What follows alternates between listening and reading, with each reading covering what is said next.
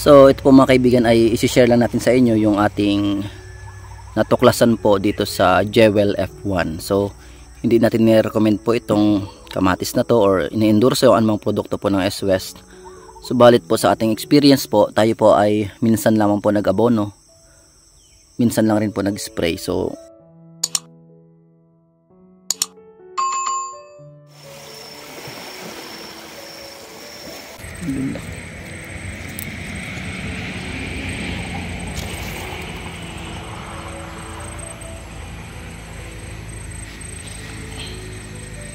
so ito na po yung ating mga kamatis ngayon, ang Jewel F1.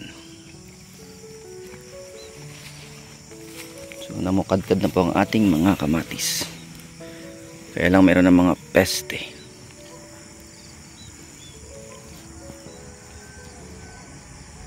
Mga kaibigan, update lang po tayo.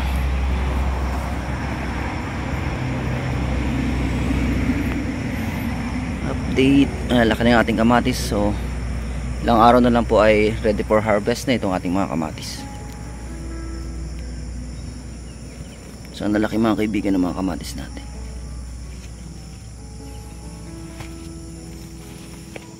Ang laki. Grabe yung bunga. Yung bunga.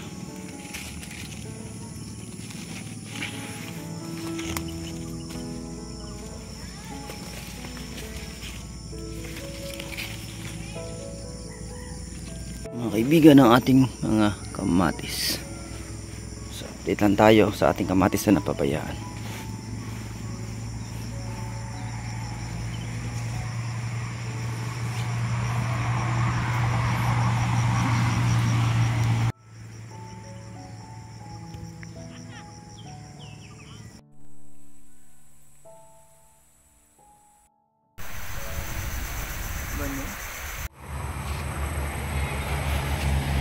Mga kaibigan yung ating mga kamatis.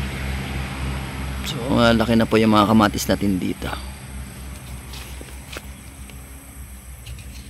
Silip natin sa ating mga kamatis. Mga kaibigan, nakita na napakalaking kamatis.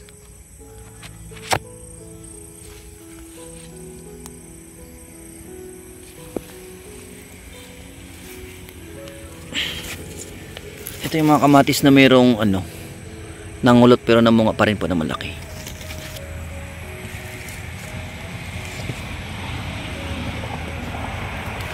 Grabe. Nag-bend na lang po, grabe kabigat.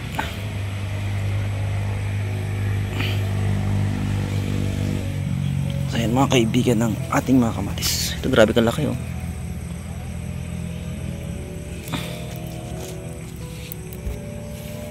Ito yung mga tinamaan ng sakit. May bunga pa rin. Medyo maganda.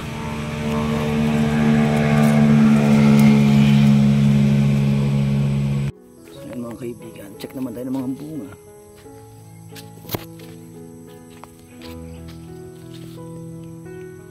Ayan, malapit na pang ma-harvest yung ating mga kamatis.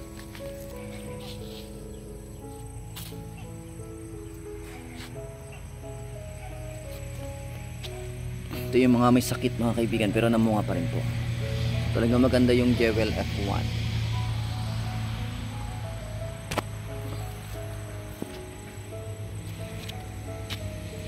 Atake ng virus pero namunga pa rin. Grabe laki ng mga bunga nito mga kaibigan.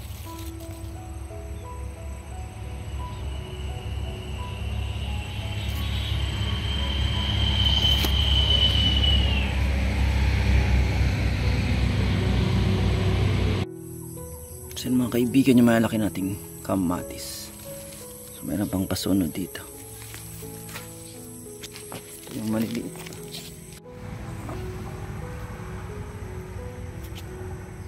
So ito mga kaibigan, wala na pong spray ito mga kaibigan. So minsan natin nakapag-spray.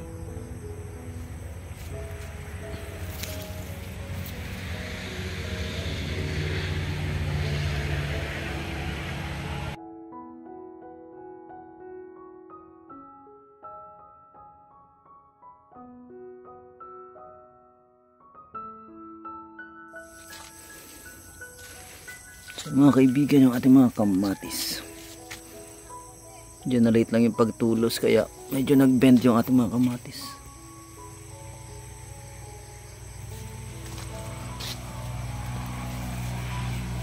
Ganun bunga ng kamatis. So mga kaibigan, ng Jewel F1.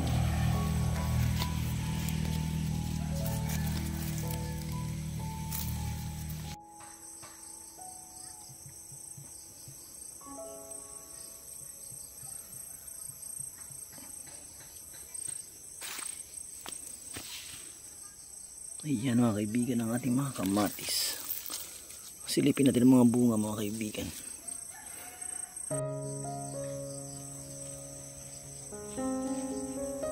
So ganyan karami po ang bunga, pero ito po ay kulang pa po sa alaga at abono. So masasabi nating money maker po itong ating Jewel F1. Kasi kahit na tinamaan na ng virus ay pwede pa rin po mag-produce ng maraming bunga.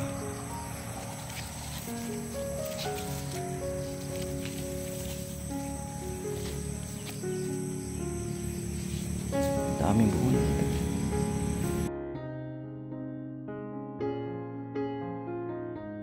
So ayan mga kaibigan, yung resulta po ng ating mga paghihirap dito sa ating farm. Pag may itinanim, may aani.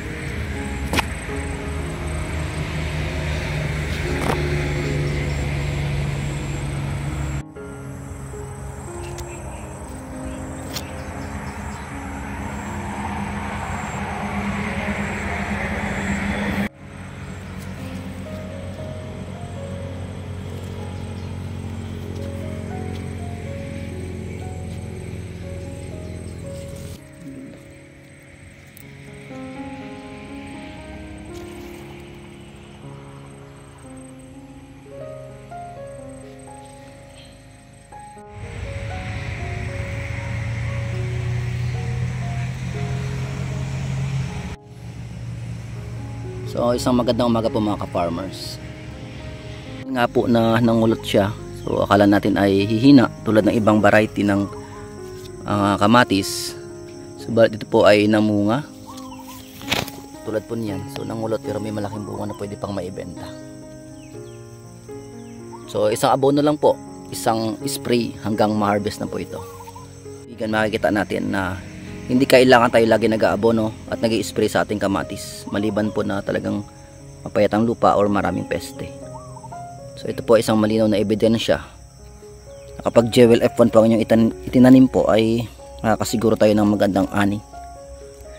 Subalit maaari po mag-iba po ang produksyon ng inyong kamatis, depende po sa kalagayan ng lupa, depende sa lugar, depende sa klima.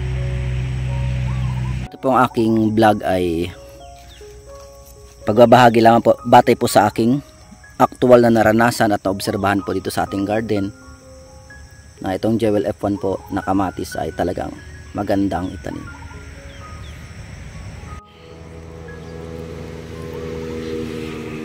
Matibay po sa sakit at malaki ang bunga ng Jewel F1. So hindi kailangan po na mag-abono o mag-spray dahil nagpo-produce po siya ng magandang bunga. So ang ginamit po nating abono ay calcium nitrate at complete fertilizer. So drenching po ang ating ginamit dito. Alaman naman po hindi kailangan bumbahin ng abono yan or spray or foliar kasi talagang ang lupa po ay nagpo-produce naman ng magandang bunga. Yung iba kasi binubugbog nila yung mga gulay nila ng spray. Ito po mga kaibigan, although mayroong pero ito po isa sa mga nangulot na po na klase ng kamatis natin, pero nagbigay po ng bunga na maganda at malaki. Ating mga viewers and subscribers po ng ating pag-aalaga ng kamatis, so well recommended po natin ang Jewel F1 na tomato or kamatis na produkto po ng S2S dahil ito po ay matibay sa sakit at nagbibigay ng malalaking bunga. So hindi kailangan abonuhan ng marami para makabunga po, bago siya ay nagpo-produce talaga ng malaking bunga. Ito po ay binumba pa namin ng abono, sigurado po hindi lang ganito kadami yung bunga na ibibigay po ng Jewel F1. So kaya nga po ito ay experiment po lang na para malaman natin kung sa isang abono ba ay makakaproduce tayo ng kamatis na malaki ang bunga. Sa totoo lang mga kaibigan, ito nga pong ating kamatis ay napabayaan natin sa dilig. Pabayaan po sa tubig, kaya hindi po ganoon ka lalago ang mga puno, pero namunga po ng maganda at malalaki ang bunga. So ito po mga kaibigan ang ebidensya po ng Jewel F1. So mga ka-farmers, maraming salamat po sa inyong patuloy na pagsubaybay sa ating YouTube channel.